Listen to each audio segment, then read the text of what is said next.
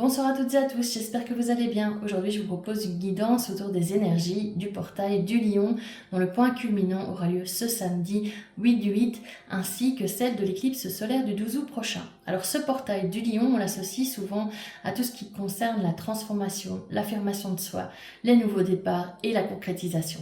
Le 8, c'est aussi un chiffre qui est très symbolique en numérologie, qu'on associe à la puissance, à l'abondance, à la matérialisation, à l'équilibre. Et puis il y a cette éclipse solaire du 12 août qui vient agir comme un catalyseur, c'est-à-dire qu'elle va venir amplifier, renforcer les énergies qui sont déjà présentes, et notamment celles du portail du Lion qui sont particulièrement fortes. Ce qu'il faut aussi savoir, c'est que l'année 2026 est une année 1. Alors une année 1, c'est quoi? C'est une année qui est associée au chiffre 1, chiffre de nouveau départ, de commencement, etc.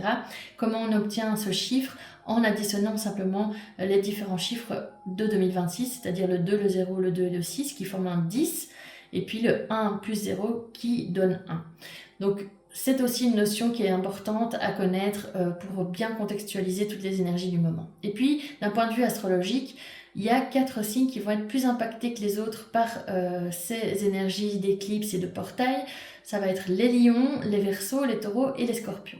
Les lions, on va être plus dans tout ce qui concerne leur identité, un projet de vie aussi. Il pourrait y avoir une redéfinition vraiment intense, une grande transformation au niveau de leur identité ou de quelque chose qui est vraiment important dans leur vie. Les Verseaux, eux, ils peuvent connaître des changements dans leurs relations ou les partenariats. Donc il pourrait par exemple y avoir des amitiés qui changent ou des partenariats, des alliances qui se redessinent. Les taureaux, eux, ils vont être impactés dans leur vie de famille. On peut parler par exemple d'un déménagement ou en tout cas d'une dynamique familiale qui va changer. Et puis enfin, les scorpions, ce sera plutôt au niveau professionnel. Évidemment, tout le monde va être concerné par ces énergies, mais chacun et chacune à sa manière, et puis chacun et chacune en fonction de sa situation. Donc prenez ce qui résonne pour vous, laissez le reste derrière vous, et maintenant je vous propose qu'on aille voir ensemble ce que les cartes peuvent nous apprendre un peu plus encore sur cette période. Et on va commencer par la carte de l'adversaire. Alors cette carte, elle provient de l'oracle de la Triade. C'est une carte qui parle d'obstacles, de résistance, de confrontation. Et ici, si je regarde les autres cartes de ce tirage, les autres énergies, pour moi, on ne parle pas forcément d'une personne extérieure, d'une personne physique en tant qu'adversaire, mais j'ai plutôt l'impression qu'ici, l'adversaire, dans cette histoire-là, ça peut être vous-même. À cause d'un doute, à cause d'une peur, vous repoussez chaque fois l'échéance de ce choix.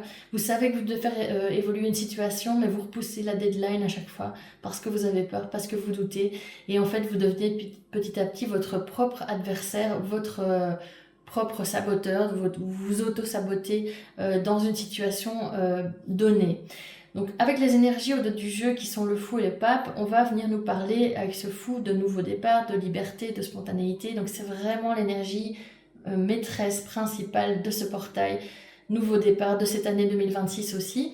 Le pape lui parle de structure, d'engagement, d'officialisation. Donc si on combine ces deux cartes, ce qu'on voit c'est qu'il y a un nouveau départ qui se concrétise et il se concrétise de manière vraiment affirmée et structurée avec ce pape qui amène un cadre, une structure à ce nouveau départ, à ce projet, à cet engagement. Prenez ce qui résonne par rapport à votre situation. Donc comme je le disais, ça peut être une relation qui s'officialise, ça peut être un engagement, ça peut être une signature de contrat, ça peut être une création d'entreprise, ça peut être un nouveau projet, un nouveau poste. Voilà, en tout cas, on sent qu'il y a une décision importante que vous allez enfin choisir de prendre. On va continuer avec 3 questions. Première colonne, les bouleversements. Deuxième, le conseil. Et troisième, l'évolution. Alors pour les bouleversements, on a l'as de bâton qui est clarifié par le 7 d'épée.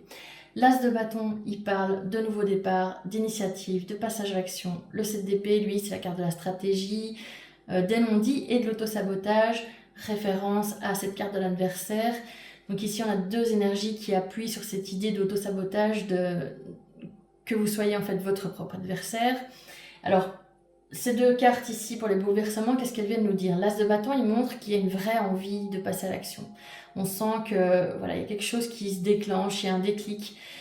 Et avec ce 7 d'épée, on voit qu'en fait, il y a quelque chose qui était caché, qu'on gardait pour soi, qui vient petit à petit à être révélé.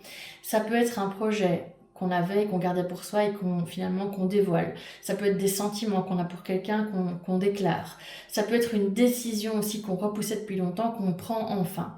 Finalement, en fait, les cartes, elles vous invitent à laisser vos peurs de côté, laisser vos doutes de côté et avancer. Ensuite, pour les conseils, qu'est-ce qu'on a? On a le soleil inversé clarifié par le page de pentacle inversé. Le soleil, quand il est inversé, il parle de manque de confiance, de manque de clarté, de doute. Le page de pentacle inversé, lui, d'hésitation, d'un manque d'expérience et de quelqu'un qui est encore dans une phase d'apprentissage. Donc ici, pour moi, le conseil, c'est de ne pas vous précipiter, mais aussi de ne pas rester bloqué. C'est vraiment trouver un équilibre entre l'action et la réflexion. Si vous sentez qu'un changement est nécessaire, préparez-le. Faites-vous confiance. Servez-vous aussi avec ce page de pentacle inversé de tout ce que vous avez appris jusqu'aujourd'hui. Vos expériences passées, en fait, elles sont là pour vous aider à avancer et pas justement pour vous empêcher de vous lancer dans un nouveau départ, de recommencer. Enfin, avec l'évolution, on va voir vers quoi on se dirige après cette éclipse et ce portail du lion. Donc, on a le 7 de bâton qui est clarifié par le 7 de pentacle inversé.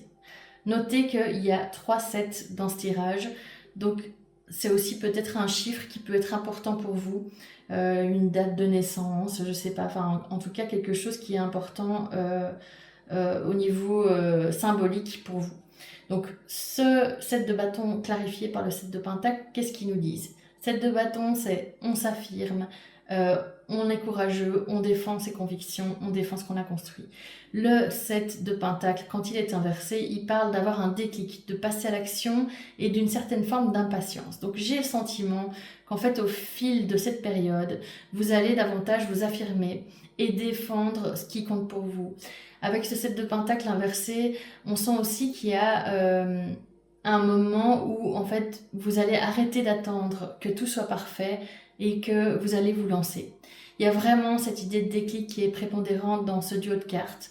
Et je pense que c'est quelque chose qui en fait traverse tout ce tirage. On sent qu'il y a des doutes, qu'il y a des peurs, mais qu'il y a une envie d'avancer et qu'il y a une nécessité aussi de prendre le temps de réfléchir, mais de ne pas trop réfléchir pour ne pas être bloqué et finalement de pouvoir passer à cette évolution et à cette concrétisation des choses, même si tout n'est pas parfait, même si vous n'obtenez pas tout ce que vous souhaitez d'une fois. En tout cas, il y a quelque chose qui se met en marche et qui commence à se transformer après ce portail et après cette éclipse. Donc, si je devais résumer l'ensemble de ce tirage, moi je trouve qu'en fait les cartes elles racontent la même histoire.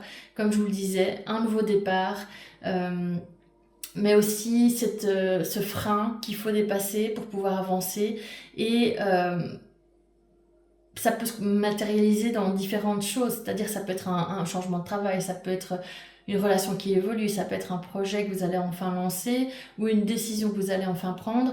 Ça dépendra de chacun et chacune d'entre vous. Ce sera différent pour chacun et chacune d'entre vous.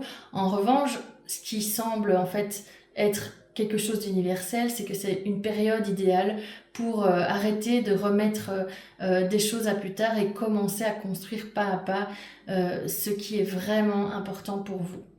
Voilà, j'espère que cette guidance vous a parlé. N'hésitez pas à laisser un petit like si c'est le cas, à vous abonner aussi à la chaîne parce que c'est grâce à vos abonnements que je peux la faire évoluer.